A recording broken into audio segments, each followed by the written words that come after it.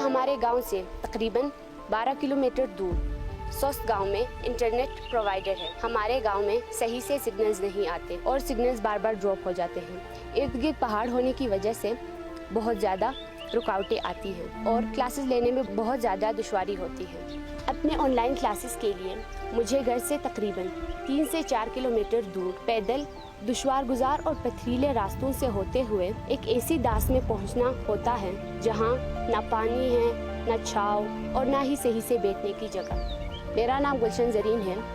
मेरा ताल्लुक अपर हुंजा से है। एक प्राइवेट यूनिवर्सिटी में ज़ेरे तालीम हूँ।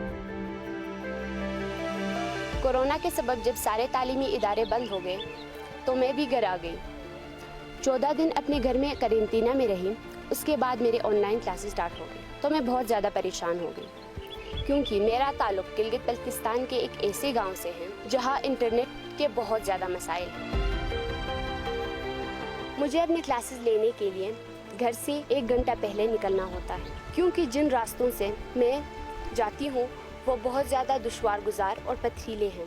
खतरनाक और पथरीले रास्तों से होते हुए मैं एक ऐसे पुल पे पहुंचती हूँ जिसको हमारे आबाओ अजदाद ने तकरीबन 45 साल पहले अपनी मदद आपके तहत बनाया था और अभी उसकी हालत बहुत खस्ता हाल है। बड़ी मुश्किल से उस पुल को क्रॉस करने के बाद एक और कठिन रास्ता, एक पहाड़ जिसको काट कर मुश्किल से पैदल चलने का रास्ता बनाया गया है, जिसके नीचे दरियाए खुंजरा बह रही होती है। मेरी एक नज़र दरिया पे होती है तो एक नज़र रास्ते पे। बड़ी मुश्किलों से इस रास्ते को क्रॉस करने के बाद मैं उस दास में पहुँचती हूँ जहाँ अगर मुझे इंटरनेट के सिग्नल्स मिले तो मैं अपने क्लासेस अटेंड कर सकूँ।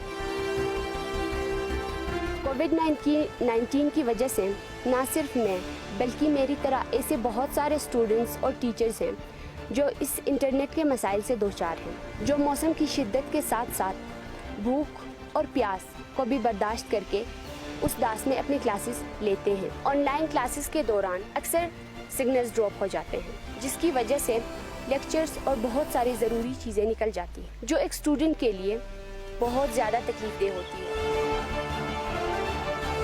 मुसलसल 2 दिन बारिश होने की वजह से मैं उस दास तक नहीं जा सकी, तो बाबा मुझे 10 किलोमीटर दूर दूसरे गांव लेके गए जहां पे सिग्नल सही से आते हैं।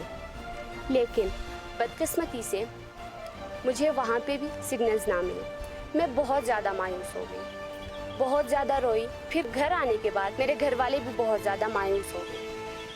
मेरी हालत देख के बाबा मुझे गिलगित सिटी लेके गए, क्योंकि मेरे फाइनल्स होने वाले थे और इस तरह क्लासेस मिस होना, वो भी फाइनल्स के टाइम पे, बहुत तकलीफदेह होती है एक स्टूडेंट के लिए। मैं कोविड-19 की हालत में गिलगित सिटी में 22 दिन रही और अपने फाइनल्स के एग्ज़ाम दिए।